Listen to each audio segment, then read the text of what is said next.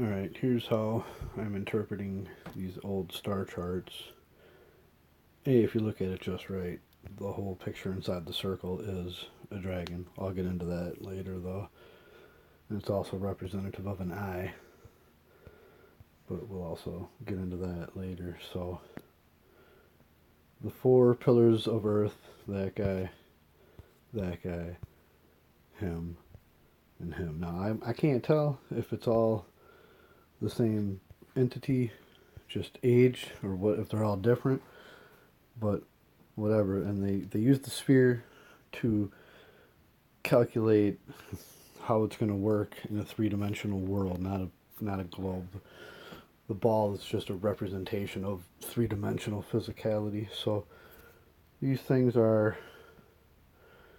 cherubim, whatever, baby angels. Notice how they're both seemingly outside of the firmament edge, right? But everything's mirrored one way or another. Like, so you go along the edge of the firmament, and everything that's halfway out is, or partially out, partially in, is a mirror image of itself. So that means these things are the land. They're of the land. They are the land. They're underneath the firmament. And then you come around,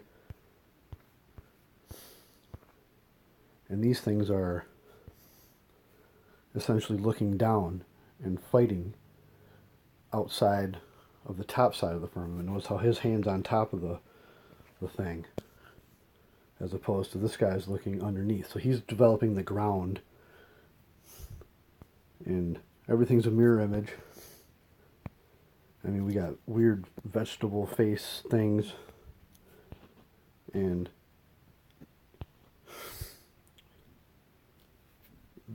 all this is signifying the last conflict, I guess, between gods and monsters, I guess you could put it. And this is the land that we stand on now, is made of all these different creatures and the giants that fought them and then ascended to the sky. So not only are they the giants that fought the massive monsters, they died on this earth and got imprinted as a mirror reflection on the sky.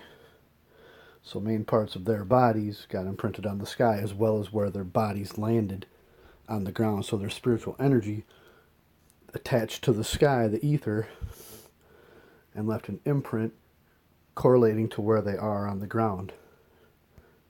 And essentially, you can kind of see how it spirals. Obviously, I can draw a spiral over any messy picture like this and get that effect, but that's what's going on, because they're these things are all of a greater entity, the sky serpent, which I'm trying to get into, and I'm trying to just pick away layer by layer at it. And there's different concepts going on here. They're referring to the animals, which is the food. They have weird vegetable things.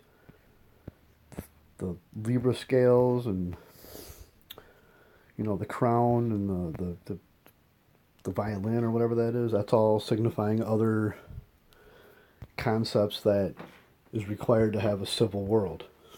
And this is what all your unexplainable ancient structures are these things: thrones, blades, tools, armor, helmets, water vessels, arrows, musical instruments,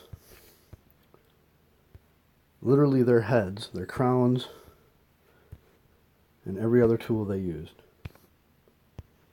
Alright, I'll be diving more into this, so just bear with me. I'm just looking at things a whole new way, and I'm figuring it out as I go.